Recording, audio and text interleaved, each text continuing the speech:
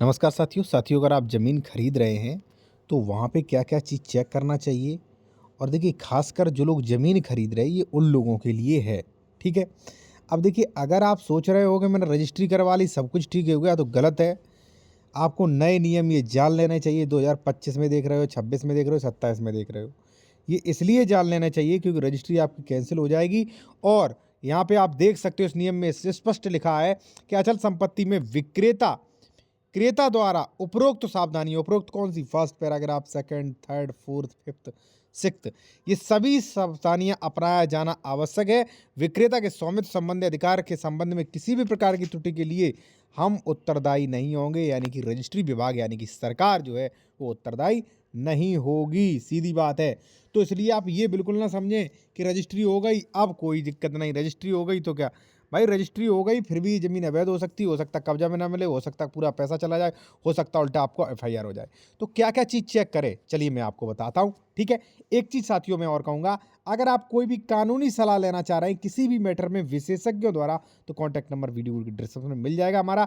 और अगर आप कोई प्रॉपर्टी खरीद रहे हैं तो डॉक्यूमेंट्स भी आप चेक करवा सकते हैं, वेरिफिकेशन करवा सकते हैं। अब क्वेश्चन होगा क्या-क्या करवा सकते हैं, तो देखिए जैसे मान लीजिए डबल रजिस्ट्री तो नहीं है, अंश से अधिक विक्रय तो नहीं है, म्यूटेशन हो गया, 143 हो गया, 80 हो गया, इस ज़मीन पे कोई विवाद तो नहीं है, सरकारी तो नहीं, सार्वजनिक जो रजिस्टर जो होता है उसमें सरकारी ज़मीन तो नहीं, सारी चीज़ें आप चेक करवा सकते हैं विशेषज्ञ द्वारा, ठीक है? अब आते हैं अपने टॉपिक पर कि क्या-क्या चेक करें। साथियों, ये जो है, ये ऑफ़िशियल नोटिस है।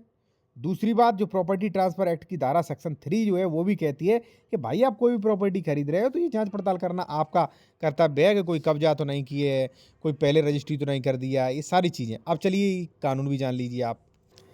देखिए साथियों, यहाँ पे स्पष्ट लिखा है कि क्रेता को विक्रेता की संपत्ति संबंधी प्राप्त स्वामित्व अधिकार की जानकारी अवश्य कर लेनी चाहिए, ठीक है?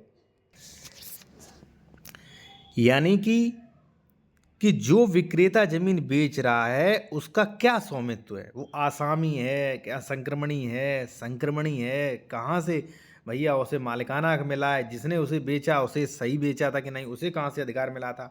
तो सारा कुछ चीज़ चेक करिए। जैसे मान लीजिए मैं आपको बेच रहा हूँ तो आपका प्रश्न ये भी होना चाहिए कि आपने किससे खरीदी, उसे कहाँ से अधिकार था।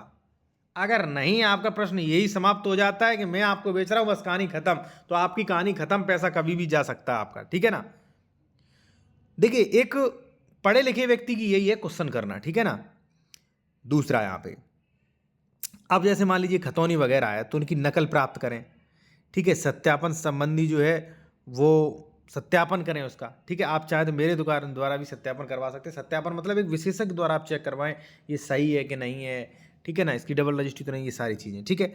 अब यहाँ पे अगर मान लीजिए प्लॉट वगैरह है, ठीक है, ध्यान रखना, प्लॉट वगैरह है तो उसका आवास विकास या महायोजना जो होता है, ठीक है, जो आपका डेवलपमेंट अथॉरिटियाँ होती हैं उनके द्वारा लेआउट पास होना चाहिए। लेआउट पास तो होता नहीं है अधिकतर कॉलोनियों में, तो कम से कम 143 80 तो देख लो भाई, डॉक्यूमेंट्स तो चेक कर लो, ठीक है ना?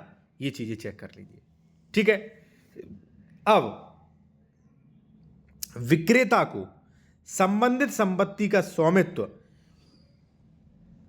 किससे मिला है, जैसे मैं आपको बेच रहा हूं तो आपका ये भी क्वेश्चन होना चाहिए आपको कैसे मिला। मैं कहूंगा वसीयत से मिला तो वसीयत दिखाइए, उस वसीयत का वेरिफिकेशन करिए। मैं कहूंगा खरीदा है तो रजिस्ट्री दिखाइए, रजिस्ट्री का वेरिफिकेशन करिए। मैं कहूंगा दान पत्र किया है तो दान पत्र दिखाइए, दान पत्र का वेरिफिकेशन करिए आप। मैं कहूंगा फलाने न्यायालय के आदेश से मिला है केस जीत के, तो वो आदेश दिखाइए, यहीं पे वही लिखा है, ठीक है, वो कर लें आप, ठीक है? एक चीज़ मैं फिर कहूँगा, लीगल एडवाइस के लिए या डॉक्यूमेंट चेक करवाने के लिए, बेहतर तरीके से डॉक्यूमेंट चेक करवाने के लिए हमारा कॉन्टैक्ट नंबर वीडियो के डिस्क्रिप्शन में मिल जाएगा, आप चाहें तो करवा सकते हैं, ठीक है जी?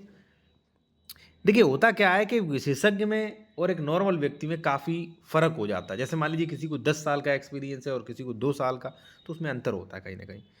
क्रेता को संबंधित भूमि संपत्ति की पहचान भौतिक सत्यापन स्वयं कर लेना चाहिए।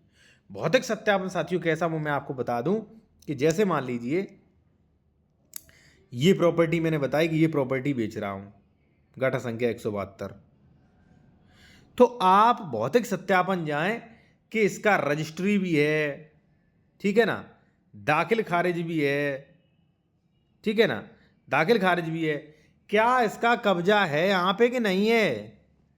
दूसरा चीज, जो गाटा संख्या 172 है उसका लोकेशन रेवेन्यू मैप्स में यही है कि नहीं, और आसपास के व्यक्तियों से भी भौतिक सत्यापन करें।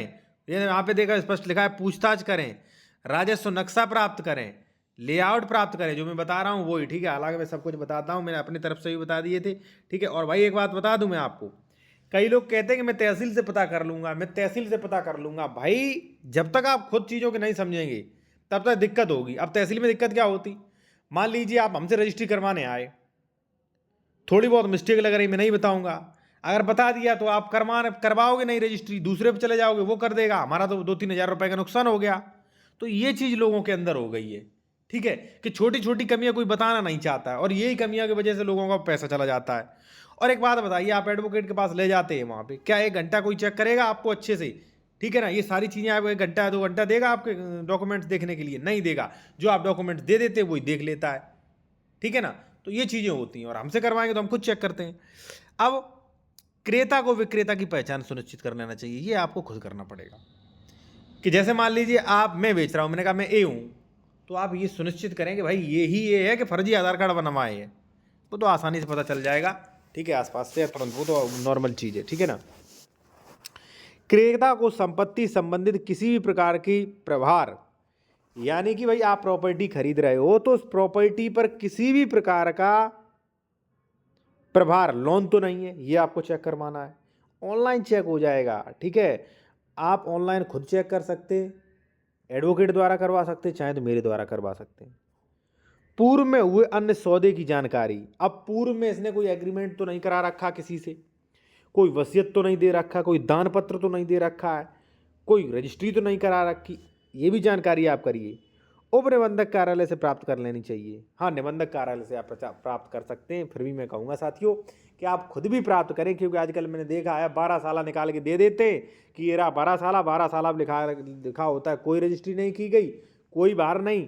लेकिन वास्तविकता में जब अच्छे से चेक करो, उसे 1-2 घंटे मतलब अच्छे टाइम दो, तो पता चलता है इसकी रजिस्ट्रियाँ हो चुकी। तो ये खुद चेक करें और वहाँ से भी निकलवाएं, ठीक है ना। क्योंकि 12 साल पे भी लिखा होता है, हम दे तो रहे 12 साल आपको भार मुक्त प्रमाण पत्र, लेकिन हमारी कोई जिम्मेदारी नहीं होगी, ठीक है ना। फिर भी आप चेक करवाएं, ठीक है, ये चीज़ चेक करवाएं, ठीक है। अब यहाँ पे जो बंदा ज़मीन बेच रहा है उसे क्या क्या सावधानी रखनी, सॉरी, उसे जो है मतलब क्या करना चाहिए, उसका ये दायित्व है कि जैसे मान लीजिए मैं ज़मीन बेच रहा हूँ, तो मैं उस ज़मीन का गाटा संख्या, रकबा वगैरह सब आपको बता दूँ, उसका डॉक्यूमेंट्स जैसे खतौनी वगैरह, रजिस्ट्री वगैरह का पीडीएफ या मान लीजिए फ़ोटो वगैरह दे दूँ, जिससे आप सत्यापन कर लें। ये लिखा है, इसमें कानून में लिखा है भाई, ये नियम में लिखा है, समझे आप।